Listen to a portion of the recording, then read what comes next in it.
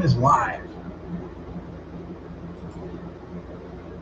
Everybody, this is Terrible Tim Witherspoon and Bruce Gas, the main man right there, uh, tuning in. Bruce, you should have started. I would have loved for you to start it. Why don't you start it out? Go ahead. Hey, this is Bruce Gas. I'm here with two-time world heavyweight champ Tim Witherspoon. We're going to talk about what some people in boxing today, they think it's a sin to have an L on your record.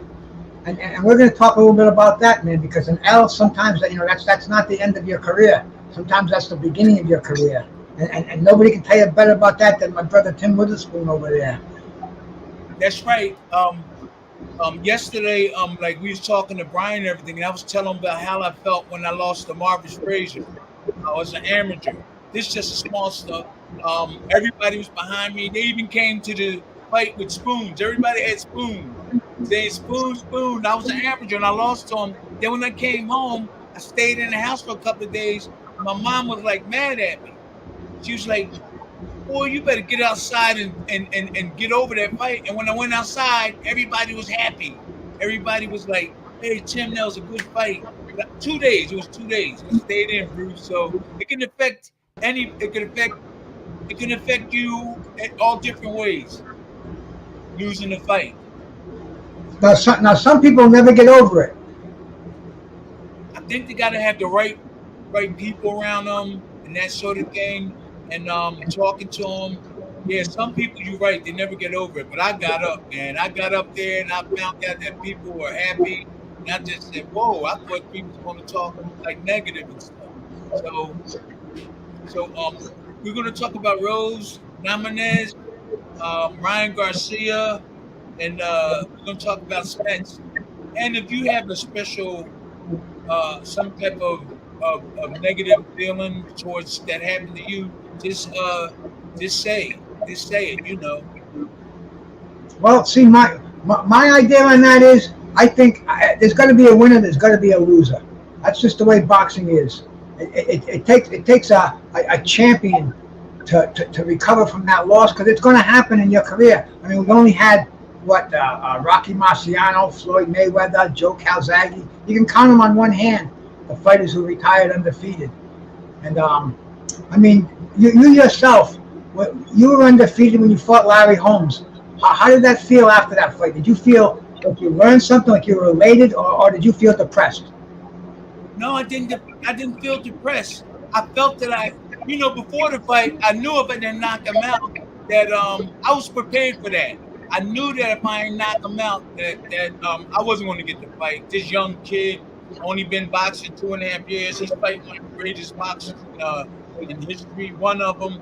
And so I felt that I did a real good job. I was happy because I did a real good job. Probably if I'd have got knocked out, I probably would have really was been depressed and everything. But I did real good, man. I was really up for that fight. So, but I know other boxers that got a negative effect from a loss. You got a Kevin Howard lost to Sugar Ray. He was down for it. He was down. These guys from Philly.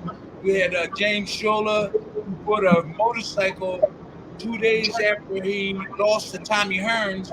They said he was depressed. He got killed on a car accident a day after or 2 days after. You have, Rose Namanes. She lost. Spence lost. There's a whole bunch of boxers that lost, and they just have to suck it up and get ready, or be ready before that. And if I lose this and that. Well, some of the greatest in the world. Philadelphia's Bernard Hopkins. He lost his first fight. Yes. One of the greatest in the world, Henry Armstrong. That he was knocked out in his first fight. Whoa. He won a fight. Then he got beat 3 times in a row. I mean, this, and he became what he became. So it's definitely it's not the end of the world. And let's shout out who came in the room to see over here, Tim. We got Bass B, who's in here. Nathan Carter. Nathan Carter's in here. Okay. Hi, Janet. That's Sean Jones. It says Tim Witherspoon. I don't know who that is out there, man. I think you got a troll train chasing you over there. Hey Bruce, you got a background noise like it sounds like kind of like a robot-y weird thing. I don't know what that is. Yeah, it says Bruno lost to Tim for the WB. No, it was the WBC belt in '86, but won the WBC title in '95. Yeah, he came back. You got to have the right people behind you. You got to have it in your heart. You want to be a real fighter. You want to be a fighter that leaves legacy behind and that causes a whole lot of different things. You know, Bruno came back too. Bruno came back after fighting me and won the title. You know, you gotta have the right people behind you, and you gotta have faith. We got Chaz, Dewey. We got. Good to see you. Well, thank you, Chaz. Chaz Dewey on your Facebook page. You got Shane WM on your Facebook page. Shout out to you. Sean Jones, Huntsman's out there. You got James Payne Davis. Hey, Sean James. Brady. You got P out there. You got quite a few followers over here, man. And you know, what do you think of putting undefeated fighters in with each other? I think that they should wait to down the line. Don't put them in. I think that's a good thing, but don't put them in too early. I mean, that's just my opinion. You know, let them build their records up and let them build their notoriety up, everything. Then fight for big fights. But there's so many boxers you have to fight I fought an undefeated guy at 5 fights, then at 7 fights, then at 12 fights. Alfonso Ratliff, I fought him at 12 fights, and I knocked him out. I stopped him in the 8th round or something like that. But I thought about that like about 2 weeks ago. I think that they should let a fighter build his way up. But if you have to meet that crossroad, you got to fight. If you're undefeated, you have to go ahead and fight another undefeated guy. Okay. And let me ask the chat out there. Is my audio okay now? I turned it down on the soundboard. I can still hear a little echo, like air blowing. That might be my air conditioner. Let me go turn that down. Hang on a second. Mine's off. I'll take it from here. Yo, champ. Hold on, Tim. Who did you eliminate defensively? Who did you eliminate defensively? You always remind me of Archie Moore. A little with that, a cross arm defense, and how you per shots inside. Okay, you maybe talk like this. You per block and you just leave your hand there and catch those jabs, and then you can move this way. You can move your hand this way on this side of your face like that, but you can bring it up like Joe Frazier. So there's all kind of ways to keep that shell tight. You know, there's all kind of ways you can do that. Yo, champ, I love you. I love you. You, Brian, and Bruce. I respect you all. God bless you, everyone. Nathan Carter, thank you. Who's this? Huntsman. Tim, as a young undefeated fighter, you took a very risky fight against Ronaldo Snipes. Yeah, he said when I fought Ronaldo Snipes, because Ronaldo Snipes was a mover. You know their game plan when I fought him. They kept running from me. He kept running from me. He had more amateur fights than me. He had more experience than me. I had heart. He had heart too. His game plan might not work for him. He was running from me. Everybody was worried about the overhand right. You know. And Snipes had quite an overhand right himself too, if I recall. He dropped Larry Holmes. So yeah, that was a really good fight. You can read some too, Bruce. Okay, yeah. In fact, Tim, I gotta comment. You're not wearing your glasses, and you're seeing the chat. Hey, they're in your hand and not on your eyes, and you're reading the chat really well. Chaz Dowie, hi everybody. Dude, I'm sorry, man. Sean Jones says, "Hi, champ. Wishing you all the best. Wishing you happiness, health, and wealth. Why is heavyweight boxing so poor now? Wilder, Tyson, Joshua seem to fight once every 18 months." Yeah, that's something that we definitely have pet peeves on that. I don't know if the fighters are getting too complacent. I hate to say they're making too much money, but it's not like they're. That's one of the truths. And then that's one of the truths. And the people that's around them causes certain things to happen also. So yeah, when you rich, you have a whole lot of people, but when you broke, you don't have nobody around you. So that could be one of the things too. I wanted. Oh God, I wanted to say the hate champ. I wanted to comment. Okay, Tyson Fury, Wilder. Hold on, hi champ. Hold on, real quick.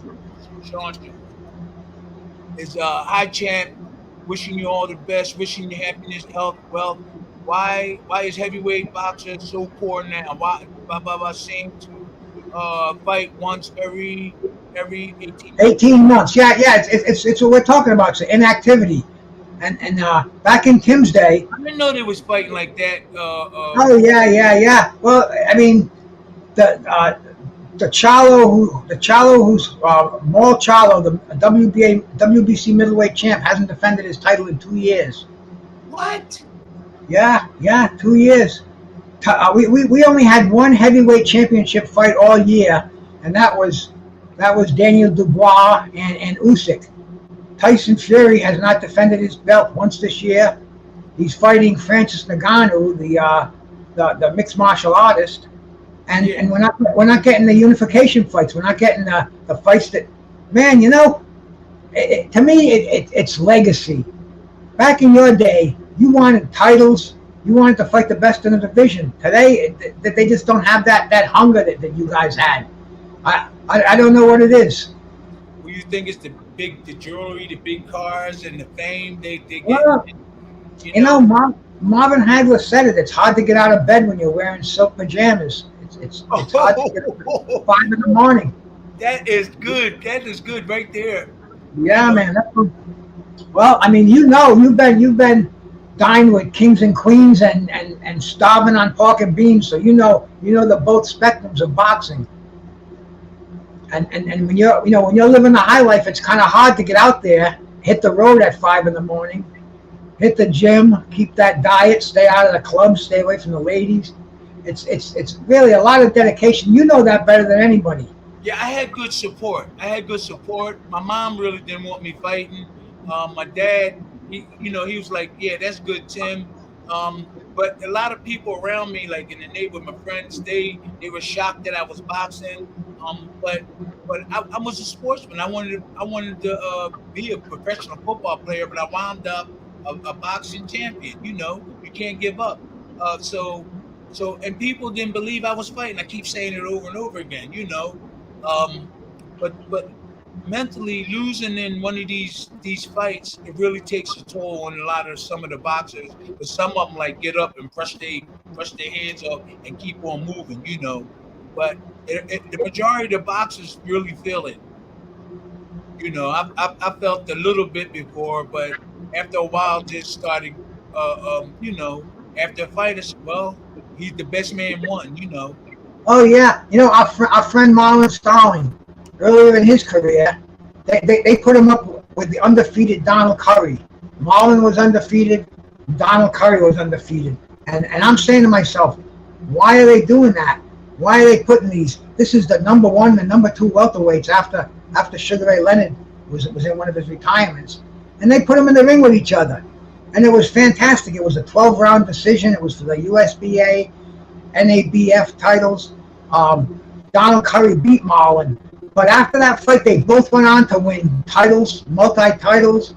They were both the best welterweights in the world. So that just kind of goes with our theme of our show. That L, it really means nothing, especially if it's an honorable L. You don't get knocked out. You don't quit. You make a good showing. I mean, it's what rematches are made from. And what do you think? Now that the rematch is official now, Terrence Crawford and Errol Spence signed for a rematch. I can understand that everybody. I think that they're thinking about money. I think Spencer still need to rest his body up and build it. I think Spence need to build his body up a little bit more and get stronger. There was words out that he was damaged a little bit. Now he just got hit again. And they're going to, okay, it's about money. It's about money and not health. I think maybe they should wait a little longer, but then Crawford might fight somebody else if they wait. So they forcing the fight, they pushing the fight, but Spence might still be a little damaged. Might be physically and mentally damaged. But this is the way it is. If they push that fight, if they're going to push that fight, they better make sure that they get somebody to teach him defense and he don't get hit that much. I mean, I'm good with that. They can live it up, but and get him right. But they better work on defense for him for this fight and work on his arms, getting his arms stronger so he can catch Crawford's punches. So a lot of guys, we do a lot of hitting, chopping wood, and lifting weights. So in that fight, it looked like when he got hit here, that wasn't really powerful in blocking, And when Bud was swinging on him, it just looked like he didn't have no strength there. When Bud was hitting him, he just broke down. So I would get his arms strong. I would get his stamina. I would get him a trainer that could teach him defense and somebody that he could counter, somebody credible that he could counter off of, boom, counter right back, and really block jabs. Neither one of them was blocking jabs. You didn't see that, Bruce. I was watching the fight, and you never seen none of them like this, just relaxing. Boom, boom. If you got a good defense, you can relax. But if you don't, you be stepping back all the time and all that type of stuff. I like to stand my ground, make them miss, block the punches, and deliver back. So that's what gave me confidence. I knew I could block my opponent's punches. Yep. So you think he should go to get out of Dallas, go up in the mountains? Because I know you mentioned when you went to Ali's camp, when you went down to Don King's camp, chopping that wood, being away from everybody. That gets the mind and the body right. He should go to Muhammad. He should go somewhere like that. He should go somewhere like that. Go get away from people. Go into the mountains. Matter of fact, go to Muhammad Ali's camp. He can, like you said, and see all that. That might inspire him, seeing what Muhammad Ali sparred in that ring, or Muhammad Ali ran up that road, or Muhammad Ali chopped wood right there. Things like that'll bring you back. It'll bring him back, But he needs somebody to strengthen this up.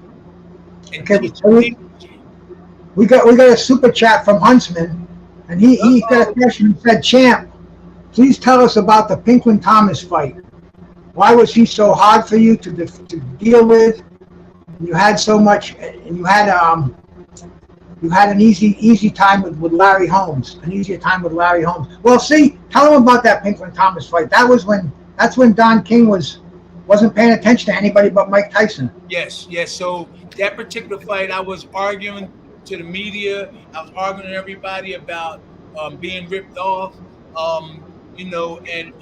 So I knew for a fact that if I didn't knock Pinklon Thomas out, that he was going to get the win, because I knew Don King was trying to get me out. Now, with the Don King thing, I'm over with that. I'm on my way. But we talking on this podcast what happened. So when Pinklon came in, all he had to do is survive.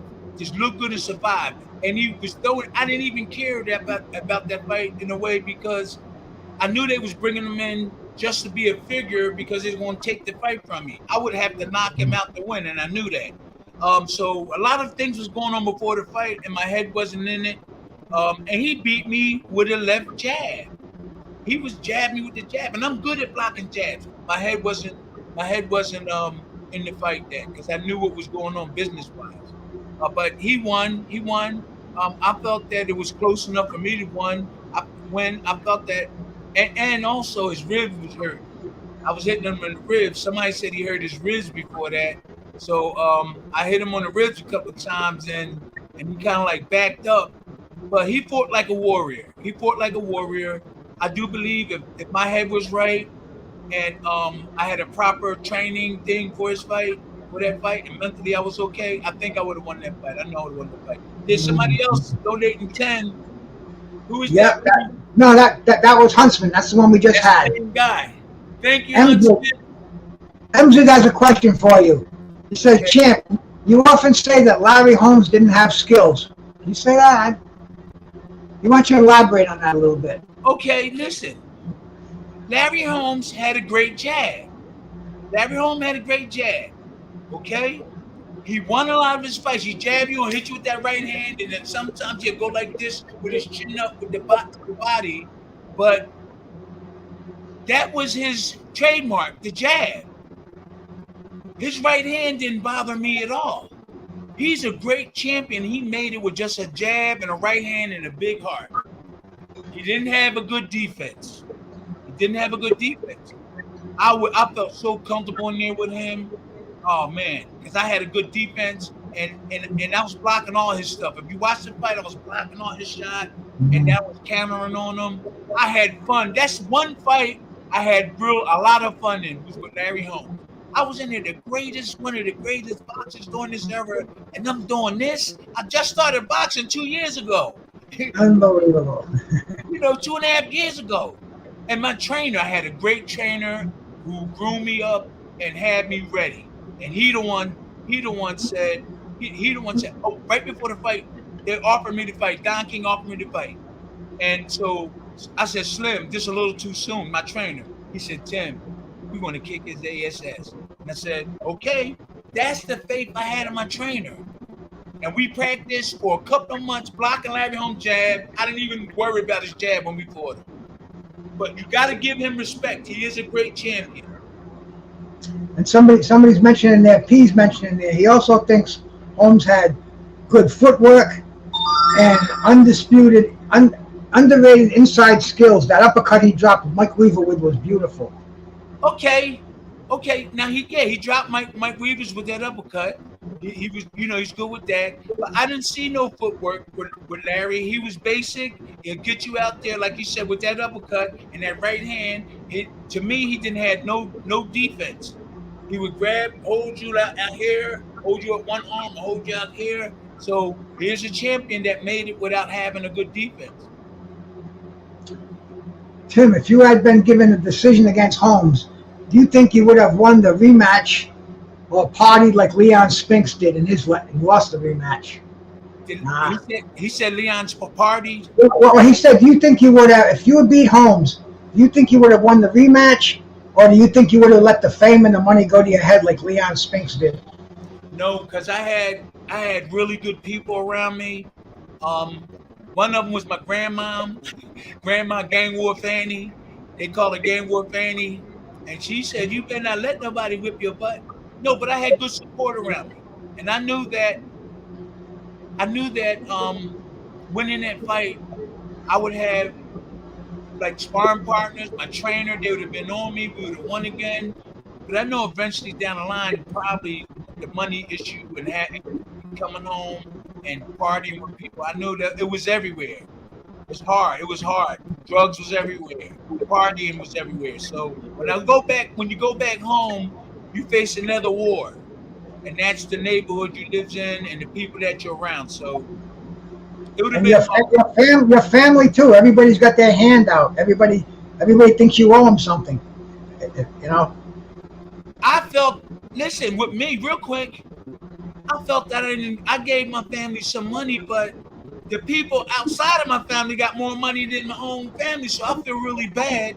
I gave my family money, but the people that was outside of the family was getting money from me more than my family. And now I'm at my age now, feeling that I didn't really help my family out. But I did, but people outside of my family got more than they did. And I'll be thinking about that all the time. It's really bad. And I think I still would have had a lot of different things that I bought a house, a lot of things I would still have them if I would have stayed close to my family, my mom, But You came, hard. you came out of it. You're a champion, man. You're a great human being, a great friend, and you're giving us all this valuable information on YouTube. So you are a hero, my brother. So MZ asked Bruce my opinion on Larry Holmes' skill. He was the best at the time. He came after Muhammad Ali. Unfortunately, he came in the shadow of Ali, but he had that jab, that left jab of Larry Holmes. I mean, I saw him. He knocked out Ozzy Ocasio with the jab. We saw Larry Holmes had a great jab, and Tim found a way to take that jab away. And if somebody would have, Larry was very selective on who he picked. Larry wanted to get that 50-0 record, and I mean, he took you as just to get a W in the column. You weren't considered a threat for him when he challenged you, but Larry realized, he needed more than that jab. I think the way he used to leave that jab out, I think if he had fought a guy like Joe Frazier, I think Joe would have come up, bang, broke that elbow. I don't think he could get away with that if he fought someone like a guy like Rocky Marciano, guy like Joe Frazier. But Larry, he was the best at the time. Yes, he was. He was the heavyweight champ for 7 years. He's got what do you got? 20 title defenses. I mean, just a great fighter, Hall of Fame material. It says, what do you think? I hate to cut you off. No, go, buddy, go. Okay, it said, what do you think about the Frank Bruno fight? I could do that real quick. Yeah. That was one of the biggest fights of my life. I'm gonna do this real quick. And we was going. I knew we was going in somebody else's country, somebody else's backyard. I knew I would have to be in tremendous shape. I seen the videos of him knocking guys out. And they were saying that he really can't take a good punch, but when I fought him, he took a couple of my punches. But I got him near the end. But that was one of the biggest fights of my life. I went to another country fighting with 65,000 people in the stadium, and I won the fight. That was the greatest feeling in the boxing I ever had, was that one. So, Bruno was a tough guy. He was tough. Go ahead, Bruce. No, bro, that was your shining moment. I remember sitting here watching that fight, 1986. The big right hand dropped him in the corner, and everybody was like, "Whoa!" Yes, Timmy did it. Tim is the heavyweight champion of the world. Finally. It was a great. I had the belt then, Bruce, and I didn't. How about this? I didn't even know how much money I was getting when I was on the airplane to fly over there. That's right. I'm sorry. I don't know where my mind was going. Must be this green dragon tincture I'm doing. Yeah, you went over there with the champ, and you got the short money going to the other guy's backyard with your belt. That was insane. That was incredible. I went on with 90,000, and he went on with $1 million something. Well, let's hope we don't see that again. Here's yo champ. When I go to the gym, I see people bringing their right hand back so far, just more and counter people than you can. That's a long sentence. But anyway, say that again. Let me see if I can break this down to you. Yo champ, when I go to the gym, I see people bringing their hand back so far. You just move and counter punch people.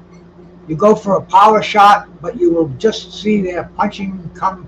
Yeah, I can't. I'm sorry. You got to go. No, but what is he talking about? If you want to get power, you don't do this. You keep it here and turn your body with it in tight, like a bullet in the chamber. It'll come out pretty strong instead of like this. So if this is what you're talking about, okay, when you turn, don't come back here with it. Keep it close to you, and you'll defensively you protect yourself, and plus you'll fire it out like a bullet in the chamber. Bam! It comes out stronger than this. It's stronger here than out here. So when you turn, you got defense and you're ready to let it go. Boom. Great advice, champ. I got a question from Huntsman again. Tim, if Tony Tubbs never discovered the cocaine, how good was Tony Tubbs? Tony was very elusive. Tony had a good jab. He was quick. But his punch wasn't, hey, June, hey, June Smith, she's from my school. She's from my neighborhood and stuff. We used to We used to like each other. But All right. yeah, that's June Smith. So Larry Holmes. Wait a minute, who are you talking about? Tony Tubbs. Okay, Tony Tubbs was elusive. He had good movement. He had good movement and everything. It was hard to get him. You had to go to his body because he moved all the time. And he didn't really punch that hard.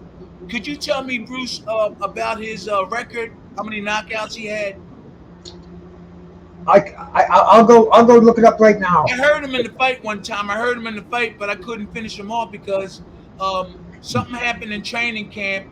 Where I couldn't. I think I hurt my hand or my knee where I couldn't run that. I couldn't run, so I had to wait a little bit before I start running again. And so when I got into the fight, it was the last 15 rounds in boxing history. Me and Tony Tubbs, we fought the last 15 rounder.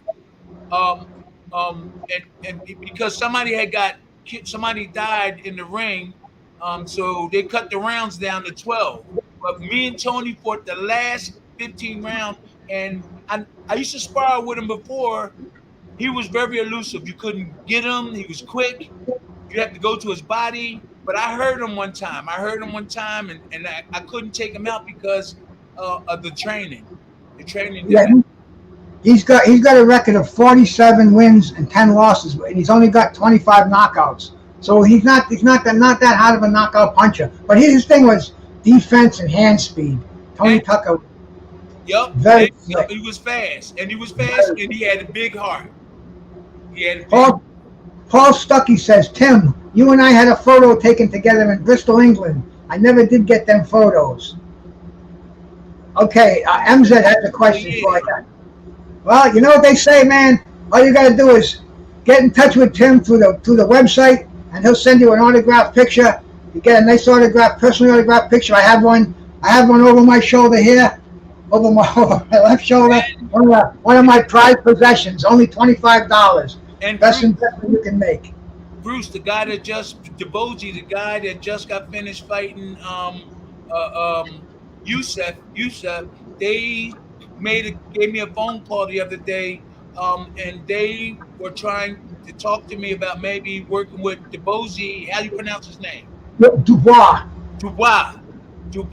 So I had a phone call, like about 20-minute, half an hour phone call, and so they trying to reach out and find him some help. I would love to train to him or anybody because I know what I'm doing. I don't know everything, but I know a lot more than these guys today.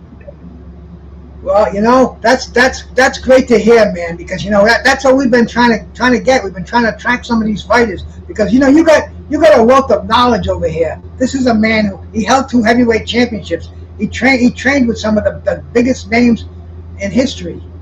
I mean, this is a man who has a lot of knowledge to give to fighters out there. And Daniel Dubois, that would be a very smart thing for him to do. So this is also breaking news. I don't think anybody in boxing knows this yet. So let's call, and that'll be a smart move on their behalf. Cause I'm so relaxed right now. When I see a boxer, I don't panic. I know exactly. Let me see him move, and I know exactly what to do with him. That's all. All right, man. Oh, he has to tighten his defense. Go ahead, Bruce. No, I just want to read some of these questions out here because we got a lot of the people in the chat. They want to pick your brain, and that's a good thing because you got the experience and the knowledge. What did June want? Ask June, was she? No, we'll get back. Oh, we'll go right down the line over here, man. MZ says, Tim, you know David Bay well. Do you think he could have done it better? You think he could have done a better career? Yeah, see, he had a different trainer than me. My trainer did try to train him a little bit at one point. He was strong. David Bay had arms like this, and if he hit you, oh man, he'll break your bone. But he got knocked out by Larry Holmes and everything. I think he had another trainer though. But Slim worked with him a little bit. I do believe if he would have got too out of block jab to keep his defense a little tighter, Larry wouldn't have knocked him out, wouldn't have stopped him. But he was powerful. From Germantown. David Bay. Right. Yeah, he died in a construction accident. Yeah, big piece of metal hit him. Sad. Yeah. It is. And okay, P has a question for you. What was the secret to your longevity? You were a contender well into your 40s. Hey, man, Tim takes care of himself. He eats right. He trains. He don't mess with drugs. He doesn't smoke. I mean, dude, that's and plus the supplement. He takes really good supplements. Oh yeah. He showed us a bottle of the tonic that he takes. I take a lot of. Oh yeah. You're talking about the body healer. But I haven't eaten beef or pork for 50 years. I haven't eaten beef or pork for 50 years. So that's what it is, man. And now I don't eat meat. I don't eat fish or chicken. I just eat plant stuff. I put aloe vera on my face. That's why my face look a little bit tiny young. I put aloe vera and I put it in the smoothie. I cut it up. I take the leaf and wipe my face and let it stay on there for 10 minutes. And I take the aloe vera stuff, put it in the blender with all the other stuff, turmeric, all kind of vegetables, red onions, garlic, a whole bunch of stuff.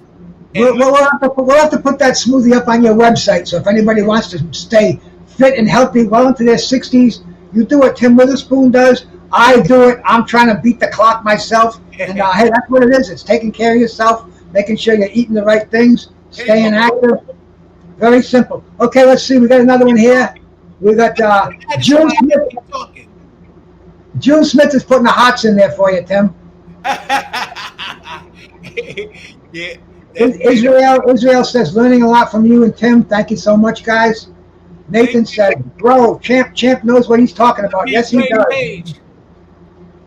That was a hard fight. Real quick, that was a hard fight. I beat Greg. I beat him, but real quick, I know that Greg Page was arguing with Don King. I was arguing with him at the same time, so I kept quiet.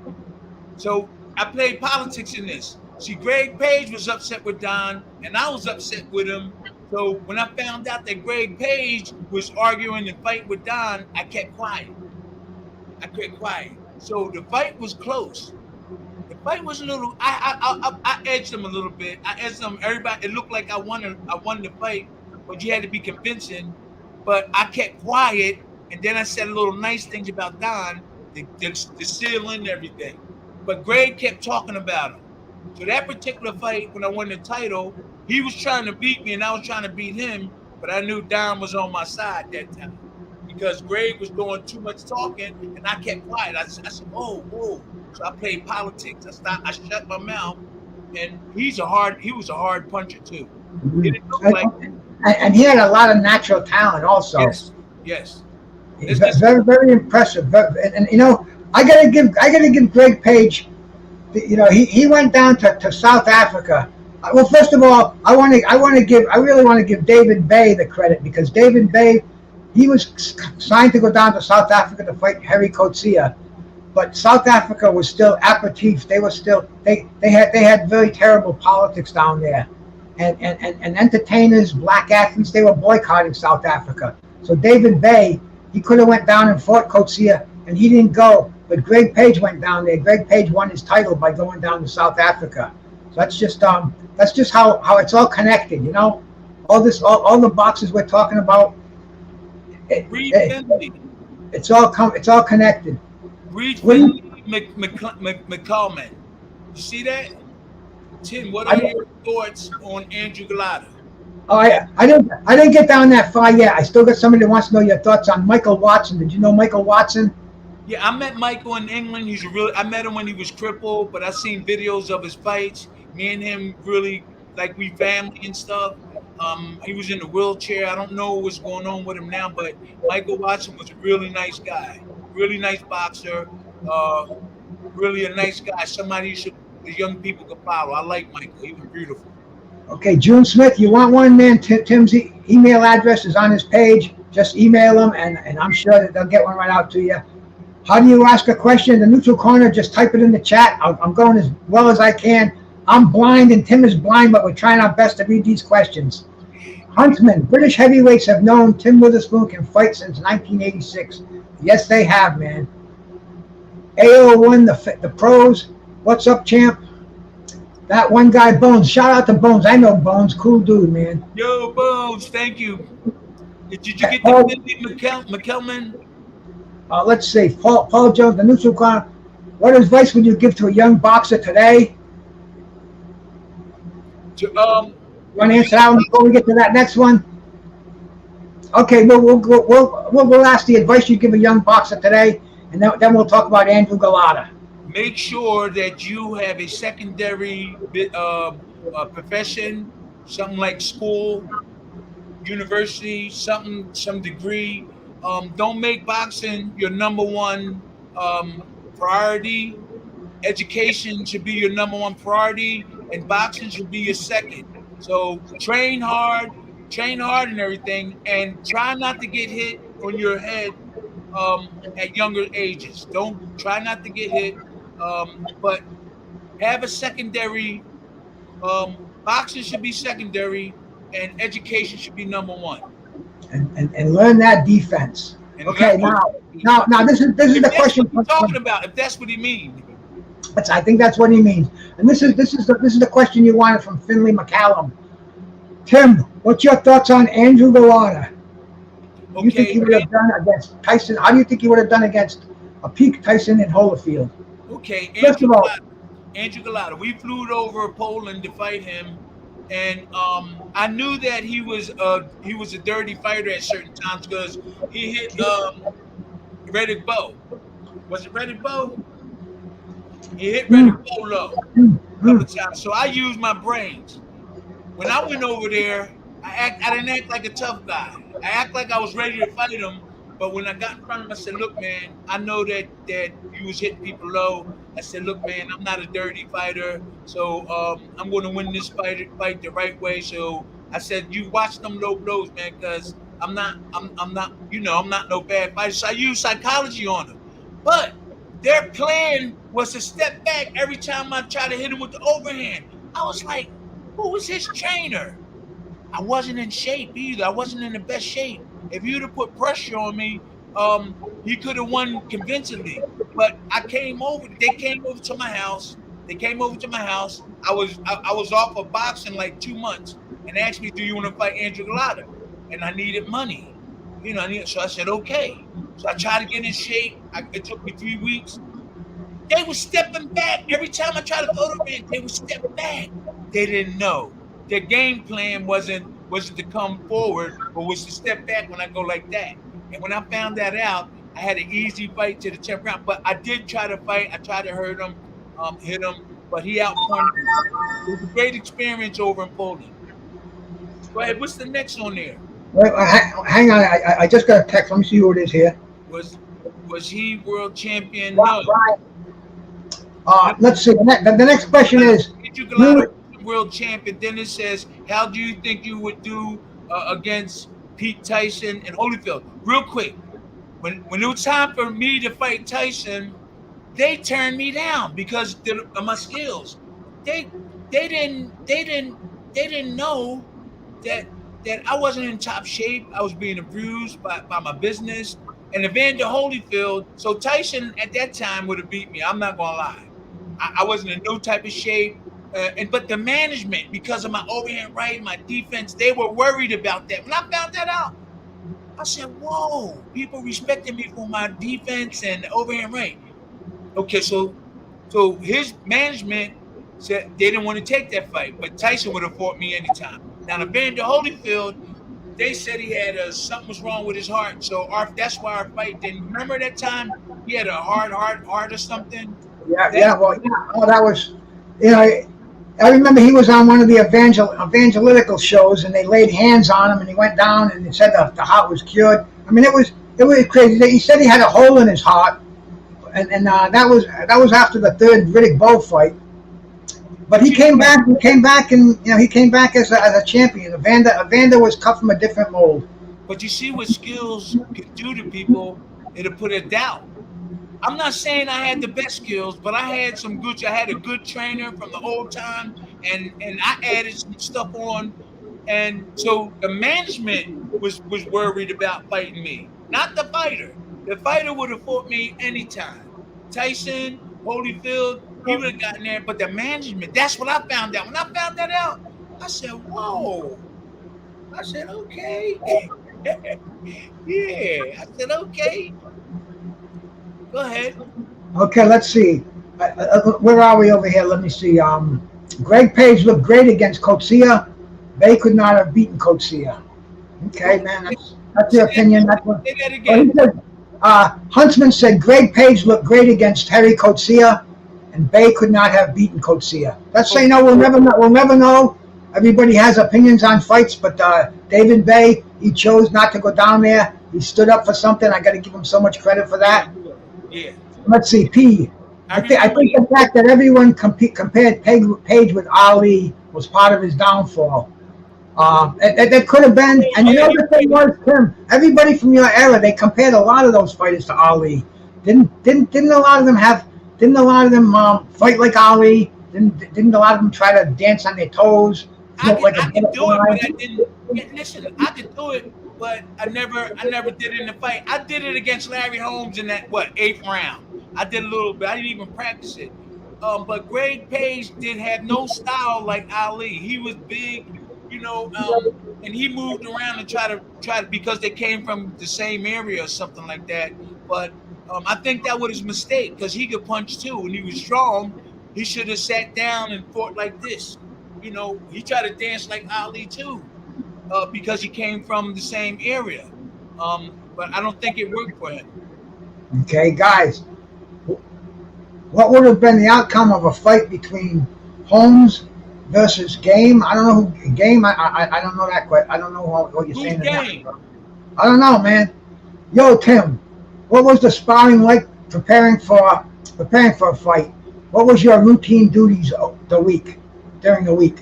Okay. What was it like at camp?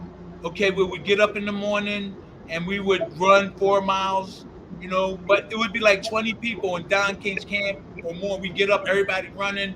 Then we would come back home, come back to the camp and eat breakfast. It'd take about a half an hour for Lana Shabazz, who was Muhammad Ali's cook, to make us breakfast. Then we would wait for about an hour and everybody would go in the back and chop wood.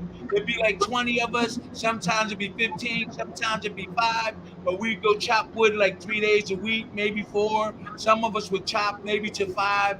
And then after the wood chopping, we would go home and rest. We go back to the cabins, where we stayed. We would rest up and then go to the gym later. Go to the gym about 3 hours later. Then after that, then after the gym, we would go eat dinner again. Lana Shabazz would have our dinner ready. Then it would be some guys like Azuma Nelson and them lightweights. They would go in and train again so they could keep their weight down. But all the heavyweights and everybody else, we didn't go and do a fourth workout. So everything was there. Trees, food, out in the country. It was beautiful. Hey, Brian. Great question, champ. I got a question. So let's say Rose Namajunas. Sorry, we didn't talk about Rose. And Garcia.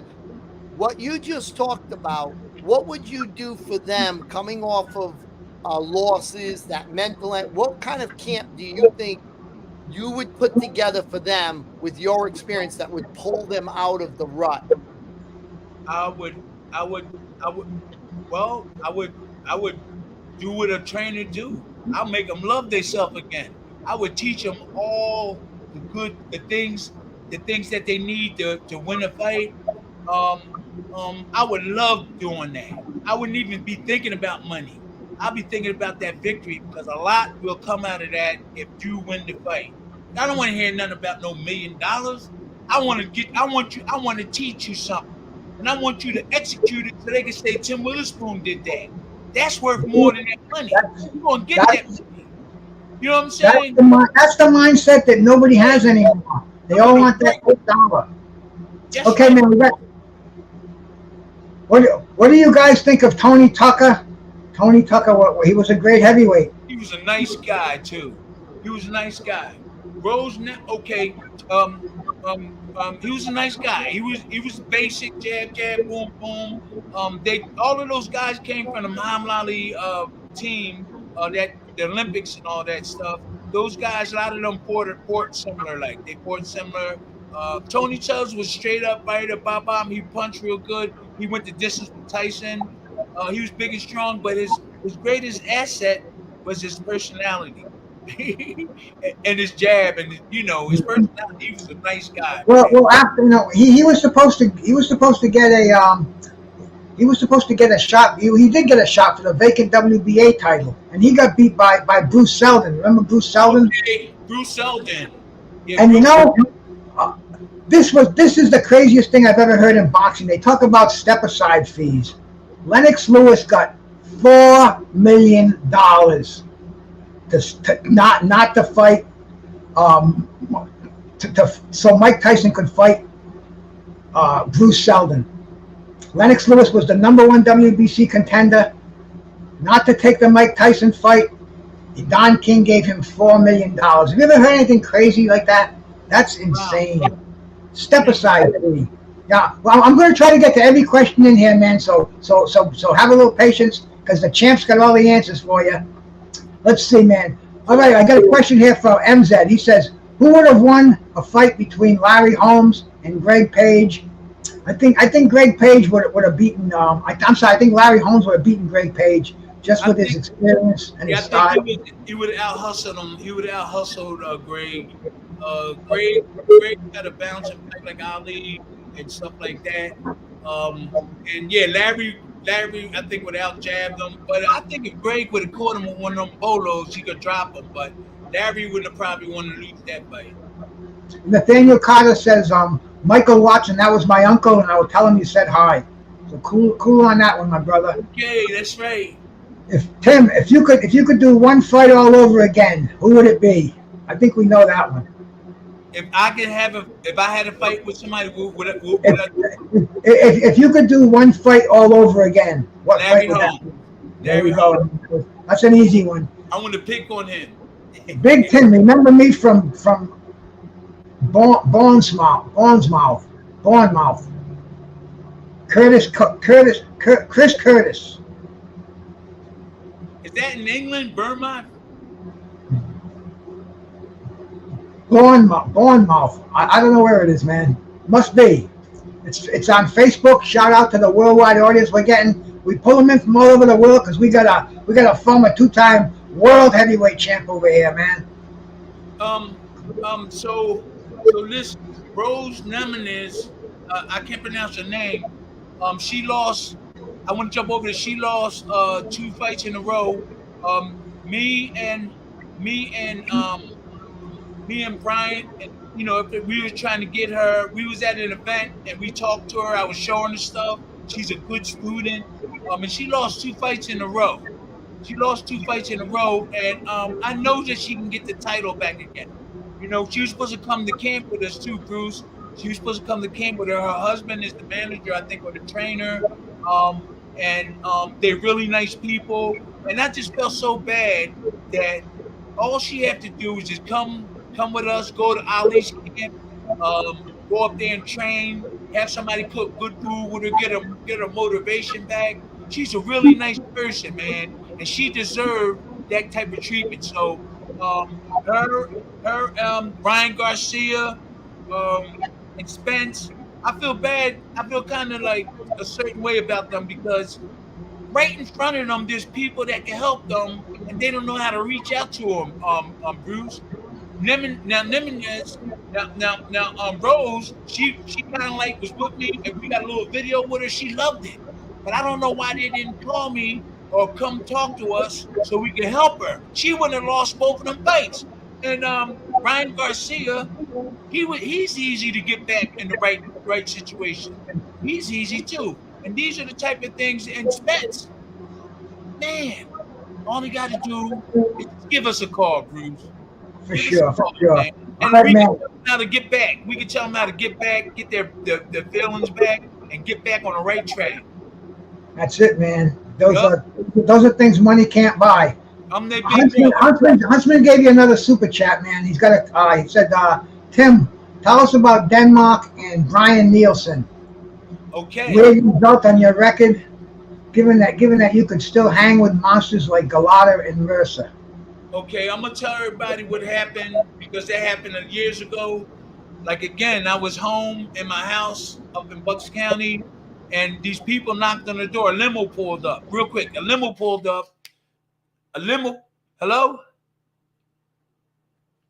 What happened? No, Okay. you're there, champ. It was Bruce. Bruce just shut off his thing for a second. That was Okay. That wasn't him. Chip thought Okay. he. Okay. So I was in. Listen. Listen, Bruce. Real quick. I was laying in my bed and heard a knock on the door. So I came downstairs and it was these guys. Ziggy, somebody from Poland. He was a promoter, and he said, "Tim, can I come in?" He said, Ziggy showed me the stuff, and I said, "Nah, let me come outside." And he's a good guy, though. I came outside, and they talked to me and said, "Look, no, it wasn't. I'm sorry, it wasn't Ziggy. It was somebody else. It wasn't that. That wasn't it. They called me. That was Andrew Glatter. This was another one. They called me and asked would I come over, but they wanted me to call in 3. So they called me and said, and I think they said something, I can't remember real quick. They said, if we fly you over to fight Brian Nelson, you got to go down in 3, and we'll pay you. $60,000. I don't know who the promoters was, but they paid me to fall down. I would never fall down in the United States, but I needed the money. So they flew us over. And my oldest brother went with me, Ralph Gogo. They flew me over with him and a couple other people, and they tried to take our passport from us. But my brother, he bigger than me. He was like, "No, y'all not taking our passport. We come over there to do the job and go home." So they wanted me to fall. So they took me in the room. They said we go. I think it was 70,000. We said we're gonna give you 60,000, but we want you to go down in 3. I'm telling you the story. I can't remember the people, so they can't get in trouble. So I said, okay. But they did that when I was home. So we over there, and I just trained a little bit. So when the bell rung, I went to 1 round. I think I went 2 rounds. Then he hit me, and then I went down, and I got the money. But I would never do that in America or nowhere. And I didn't feel really bad because I needed the money. But Brian Nelson didn't really beat me. I could have beat Brian in like maybe the first or maybe no more than 3. I could have beat Brian Nelson. So ain't that a story? Hey, Chip, quick question to you. Okay. Where is Spence mentally now after his loss, and what people have been saying about him, his performance? Do you think mentally, talk about that, and how what you would plan to do to take him back if he came here, because now he doesn't have I believe he doesn't have a coach now, right? That's the one who was in jail, or am I conflating it with? No. That's Crawford's coach, Bomac. Errol Spencer's having trouble with his coach too. Yeah, I heard that. What do you think? What would be the plan for him, champ, mentally and physically, to get him where you feel if he has this rematch, because it's going to go up in weight. They're going up in weight, I guess, right, Bruce? We spoke on that subject. Where were you, man? Play this tape back. But listen, what we need to do is get him to go. He's going up to 150 something, right? Okay, but what we need to do. Yeah, you don't have to get redundant. Tim mentioned he's got to get back to basics, get into a heavy camp. Yeah, that's right. But yeah, we said that, right? Go to like Muhammad Ali's camp and get that feeling. I know once I start showing him stuff, he's going to get confident back. If he want me to work with him, you know what I'm saying? And it wouldn't be about, well, we'll take care to find the agreement, but I'm interested in making this kid come back. I'm interested in making him smile. That's what I want to see. I want to see smiles on everybody's face. I love everybody, and you got to love yourself first before you love anybody else. I'm a leader, and I would take him into camp. I would run with him. I would chop. That's what I do. I chop wood with these little guys. I hear you, brother. I hear you, man. The same thing they do. Yeah. You know what? That motivates them. That motivates. I got these little kids. I hit the hammer with them. I run with them. I talk to them. And while I'm doing that, I teach them how to shell up. I teach them how to slip. I'm working with these kids from Egypt and a couple other places. I'm working with these little kids, Bruce, and they learning fast too. Mm-hmm. Yep. Okay, what are your thoughts on Tyson Fury's next fight? Paul Shepard asked that question. He says he's pretty fed up about it. A world champion should give any top contender an opportunity. He thinks he should be stripped of his title. What do you think of? What do you think of Tyson Fury fighting the wrestler, fighting Yeah, I the do. MMA? Yes, I do think that Tyson should follow the rules. There's a lot of negative things going on with boxing now, and like they're bringing in Jake Paul is coming in, and they trying to belittle all our stuff. They don't want to. They don't want to work their way up the ladder. They just want to jump up to the top because they movie stars.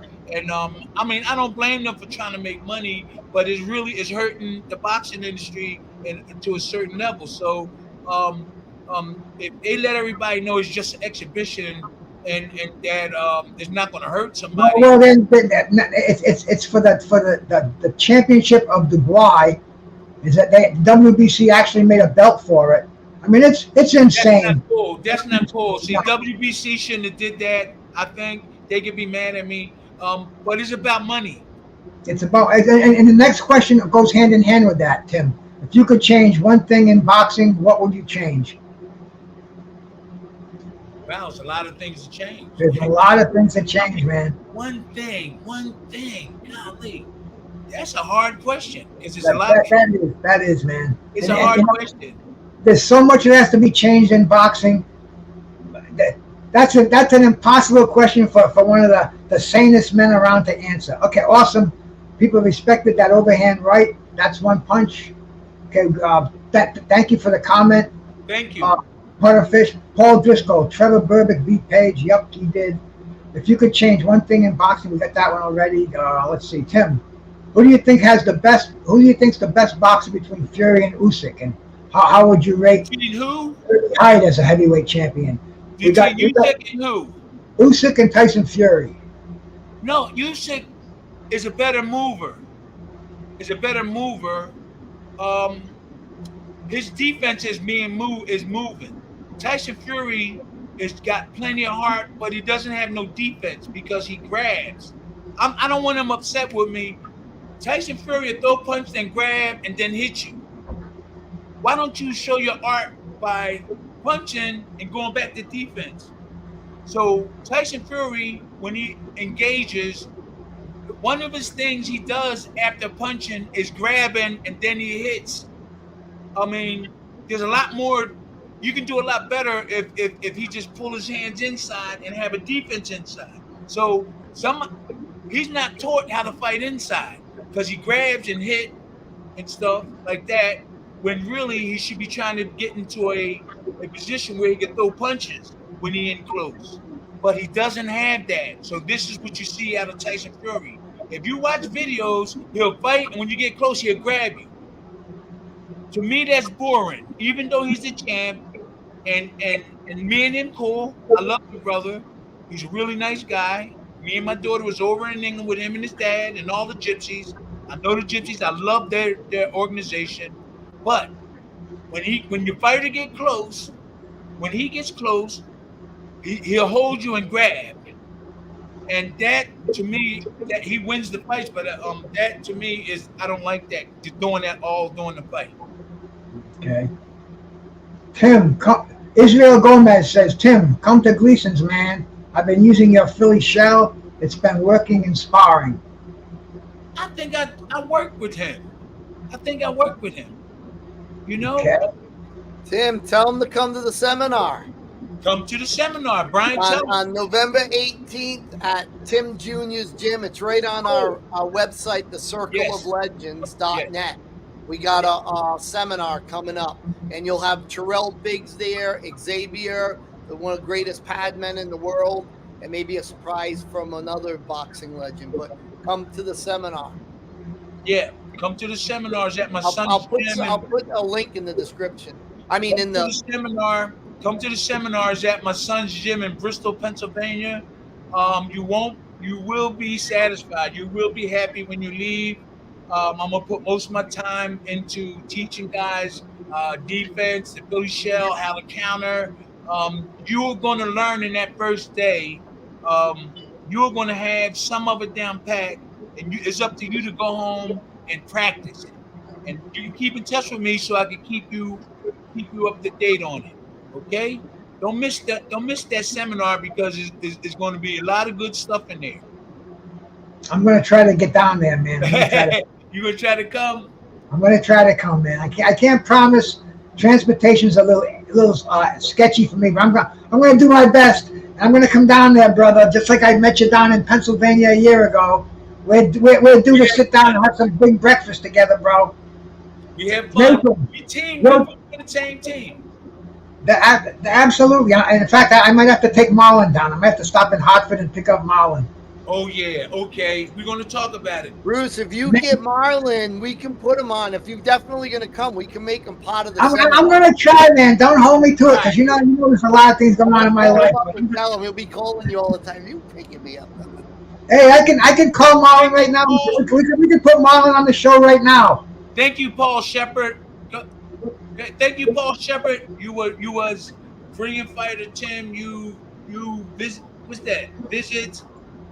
You already said that Germany. Yeah, okay. Yeah, Nathan Carter's got a question for you. He says, "Yo, Tim, what's been the hardest punch you've ever taken?" My kid's mother. Boy, There we go.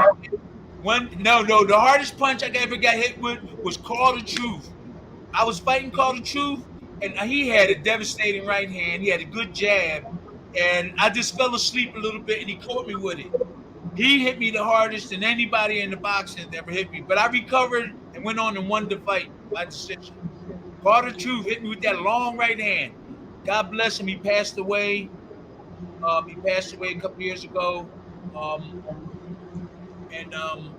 Came very close to being heavyweight champ of the world with Larry Holmes in that 15-round fight. Yeah. So shout out. God bless Call the Truth. Neutral Corner, great show, guys. Thank you so much for the compliment. And I'm on Facebook too, man. Bruce Gass, you follow me, I'll follow you back. I appreciate it. Israel's got another. Yo, Tim, you got robbed in that Ray Mercer fight. I watched that fight last night. Hey, that's boxing, man. You win a few, you lose a few, but we're lucky. We got Tim right here with us now. But you know, hey, Bruce, real quick.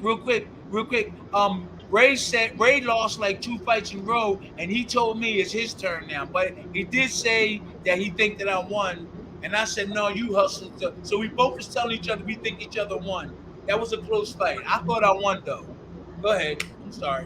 No, Joe Budka says this really makes me feel happy seeing Tim Witherspoon doing great things in boxing. My hat is off to this man. He has a hard run with politics included, and he's really looking good today. Yes, he is, man. Thank you, guys. Thank you. Enoch has dropped a link in there, Circle of Legends. So, Tim Witherspoon dropped one in there too. So there's a couple of links dropped in. I think you have to be moderated so people can click the links. But it is what it is. And if anybody has any more questions, man. Sean Jones, why 4 belts? You see that? Why 4 belts for the heavyweight championship? You don't. Yeah. That was a question up there a little while ago. We did it already. We did it. I don't know if we got to that one. Okay, let's go through it. Why 4 belts for the heavyweight championship? You don't get 4 Super Bowls, Tim. If you could change heavyweight boxing, yeah. You know, it's politics. There's 4 organizations that run boxing today. When Tim was the champ, there were only 2.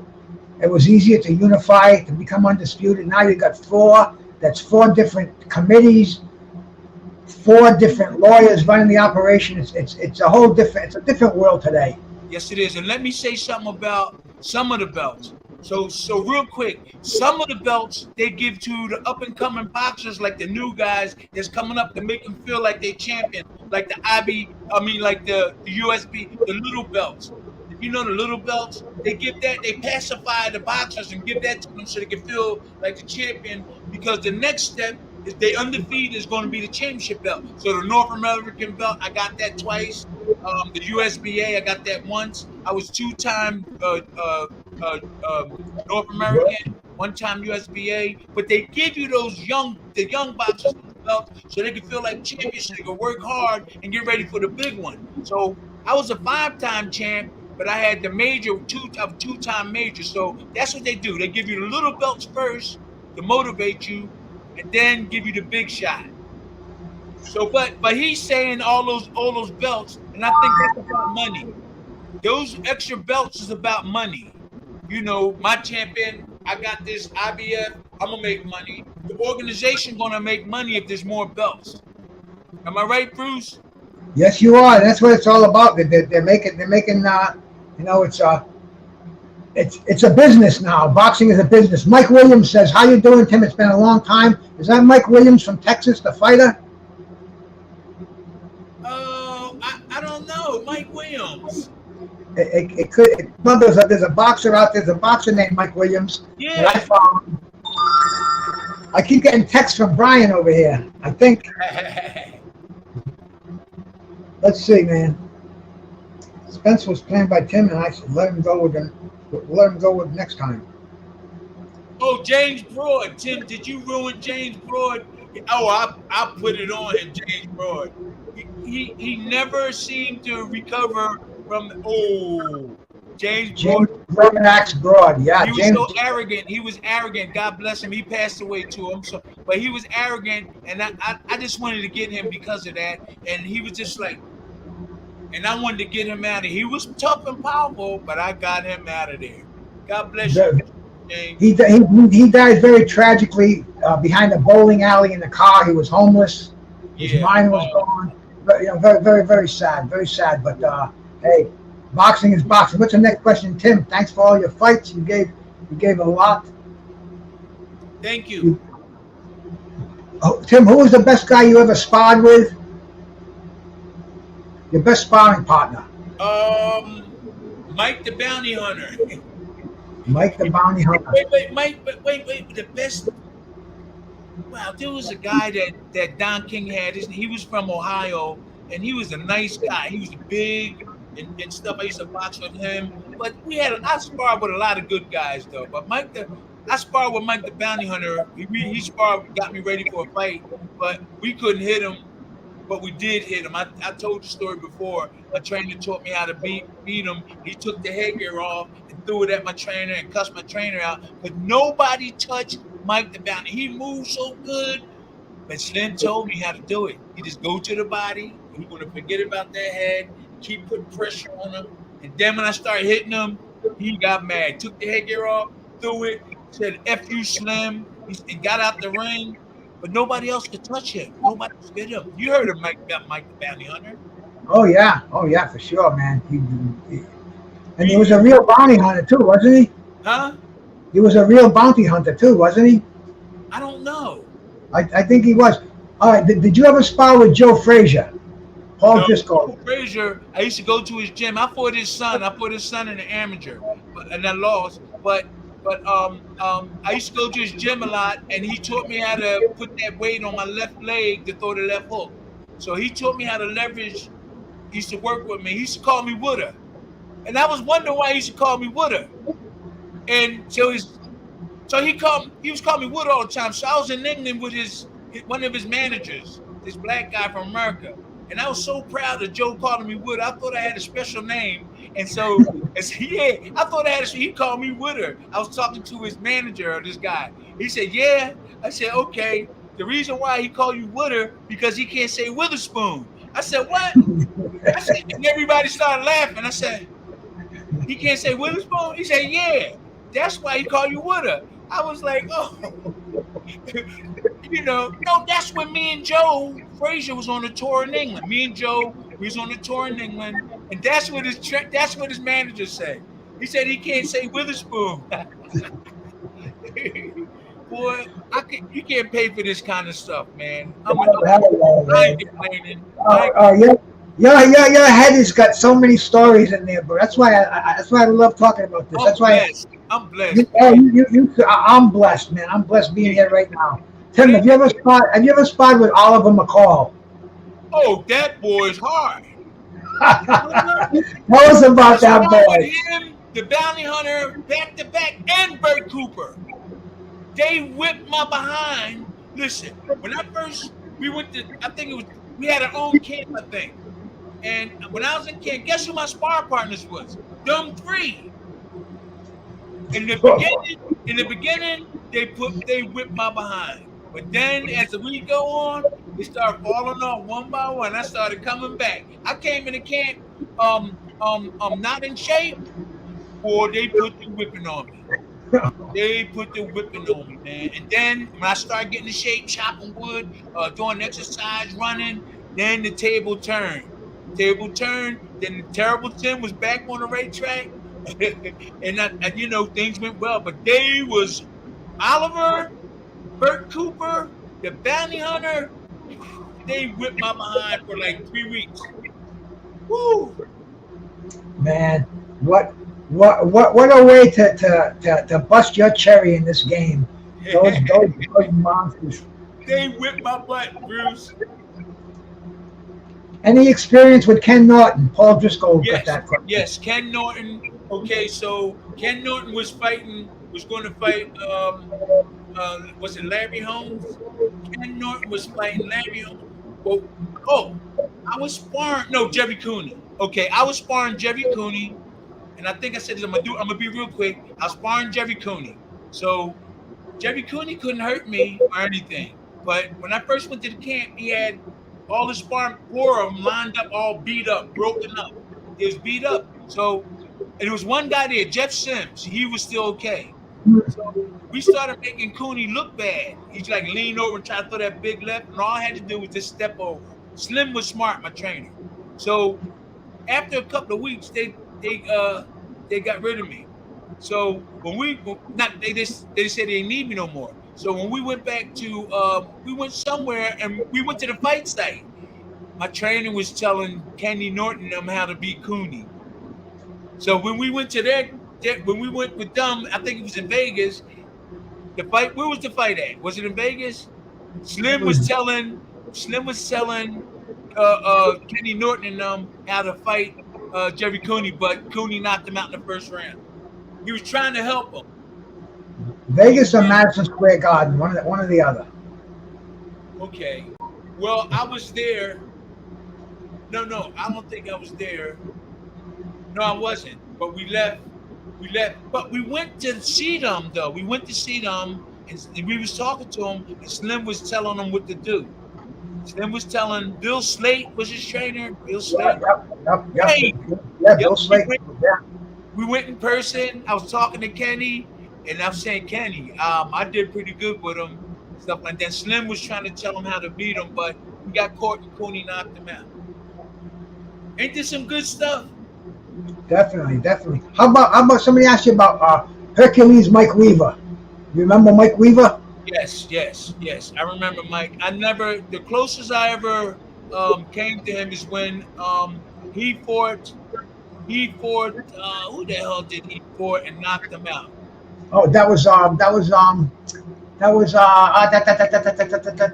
the heavyweight champion of the world. Damn. Where's my mind? Big John Tate. Yes, Big John Tate. I was a sparring partner. See, I was a sparring partner. I think at that time, I think I was a sparring partner for Cooney. And then we left and went over there, and he knocked out. Did I fight on that card? I don't know.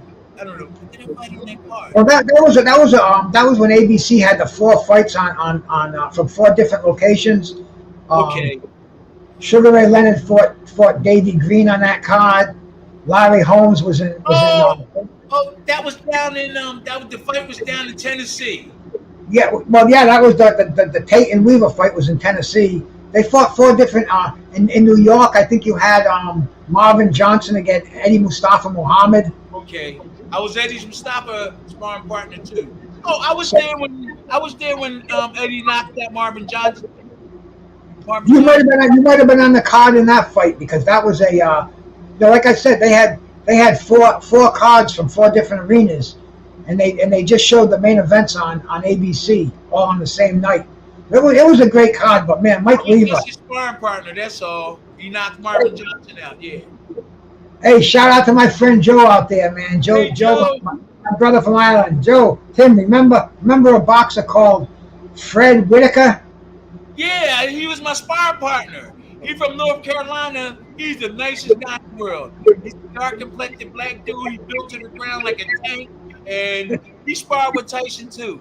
He's one of the nicest guys in the world. Fred Whitaker, that's my man.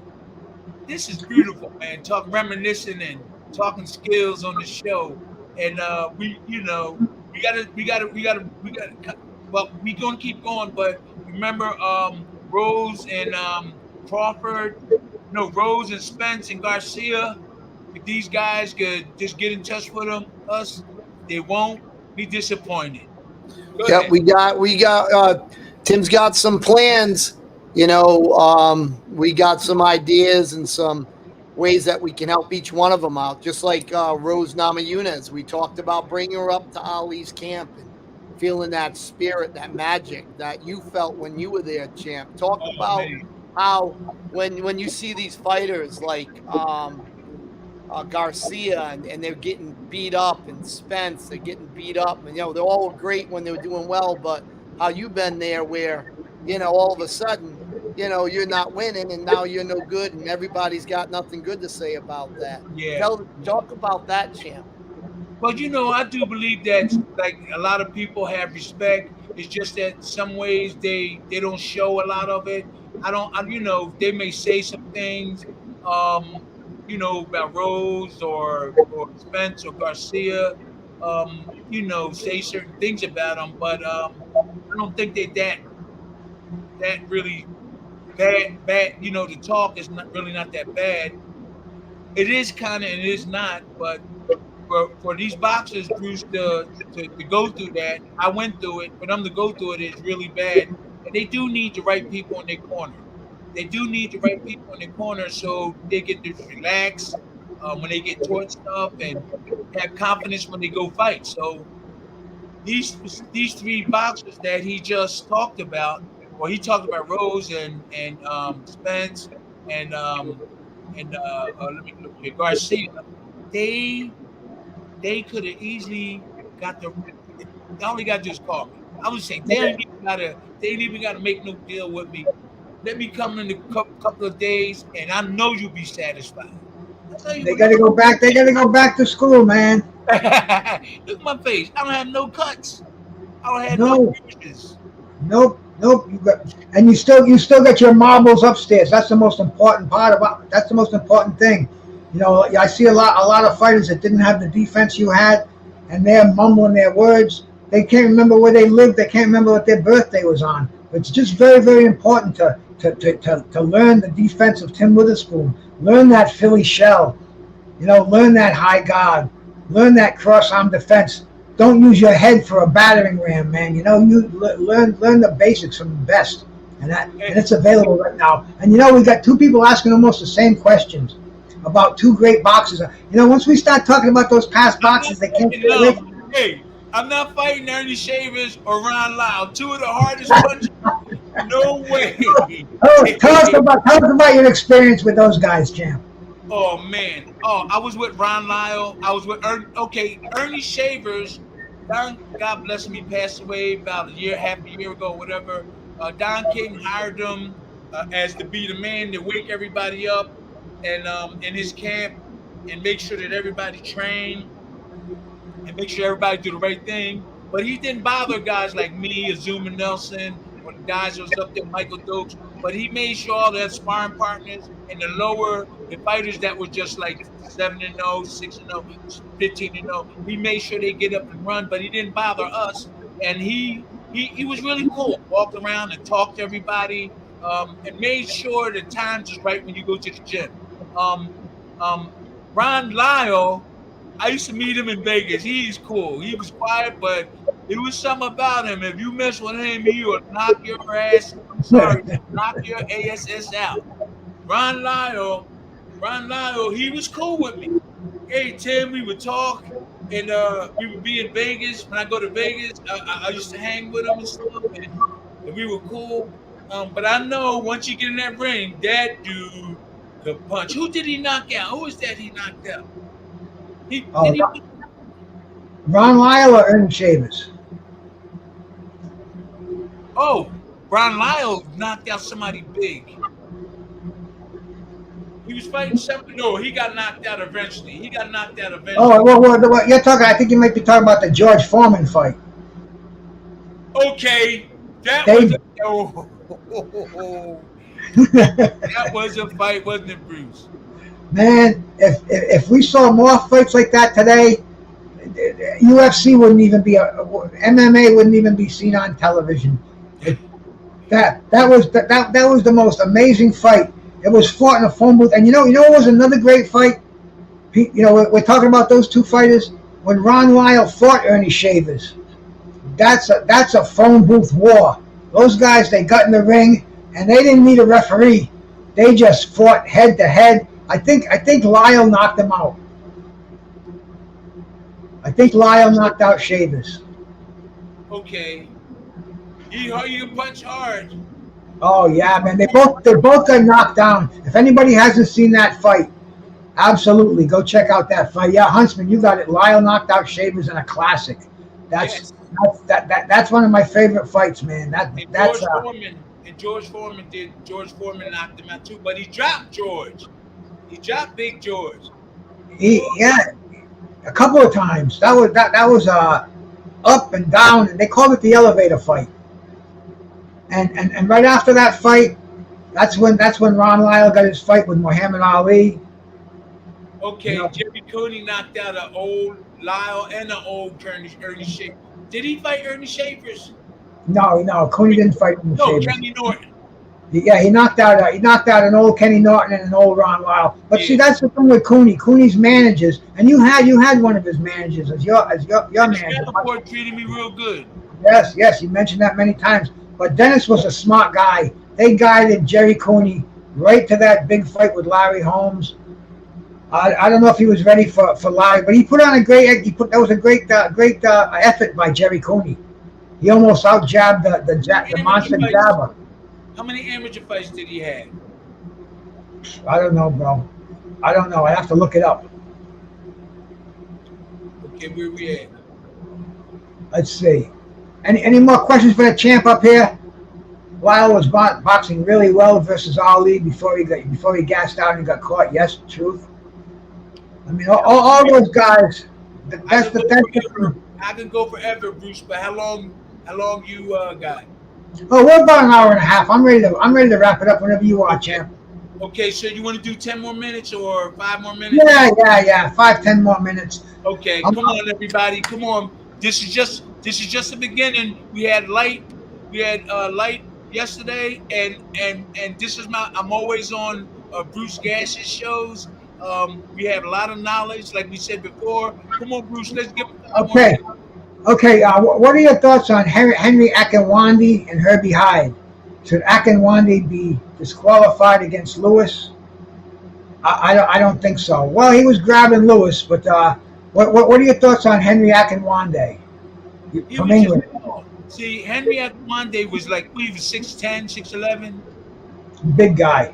Yeah, and I didn't see any really skills because he had long arms, and he'll shoot the jab, right hand, and stuff like that. I don't really like watching him because he was just a basic tall guy, uses jab and everything. So I don't know, Bruce. You would have to answer that one. And how about let's see. Joe's got a question. When was the last time you met Jimmy Young before he passed away? He was a great fighter. Was he punch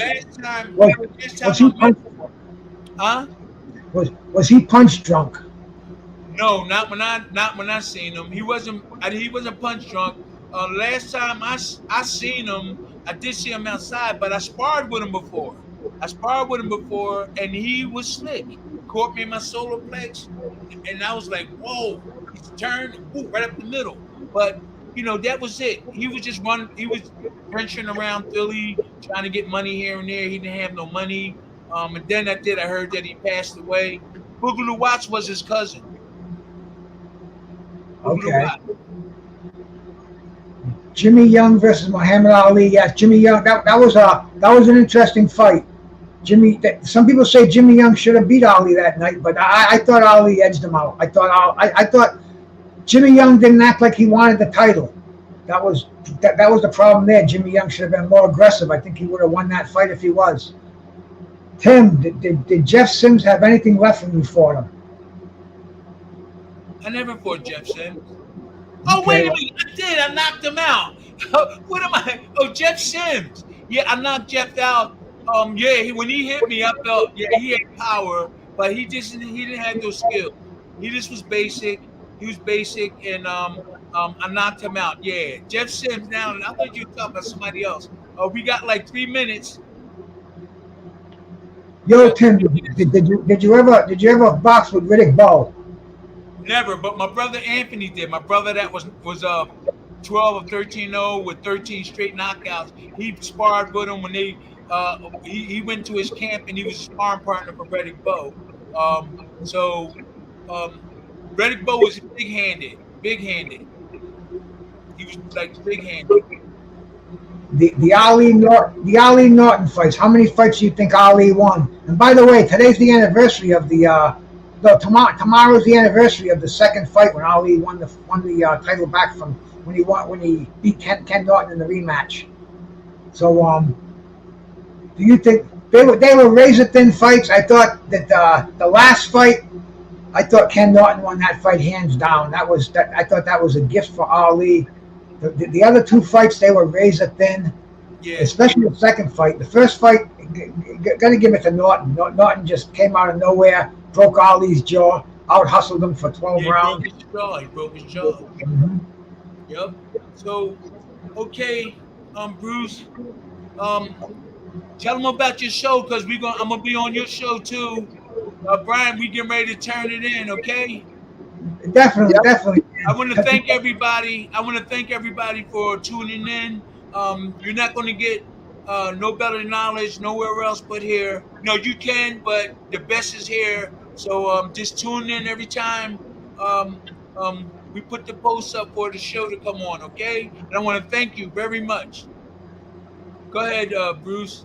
We appreciate that. This is a link for my channel. If anybody wants to come sub to me, I'm going to be speaking to Boxing Insider Rick Glazer tomorrow night at 10 o'clock Eastern Time. You know, Rick's a very controversial figure. He's one of the guys who's been in boxing since the early 90s. He's a matchmaker, a broker, 91. Yep. So it's going to be for a lot of fun. And then I always have a blast when I come on here. Brian invites me on here. I get to talk to my brother, the two-time heavyweight champ of the world, Tim Witherspoon. So please stop by tomorrow. Check me out and sub to the channel. If you like to donate, we never turn down a donation. Autographed pictures are available. Just get in touch with Tim. You can get an autographed picture, personally autographed. I got one over my shoulder, one of my prized possessions. And hey, man, thank you for having me on here. Thank you. Go ahead, Brian. Nope. Thanks for coming, everybody. Champ, go ahead, close it out, and then we'll get off the stream. Thank you, everybody. Just tune in. We're gonna surprise you with a lot of stuff on our show, and then you're gonna see me. I'm gonna be on Bruce's shows.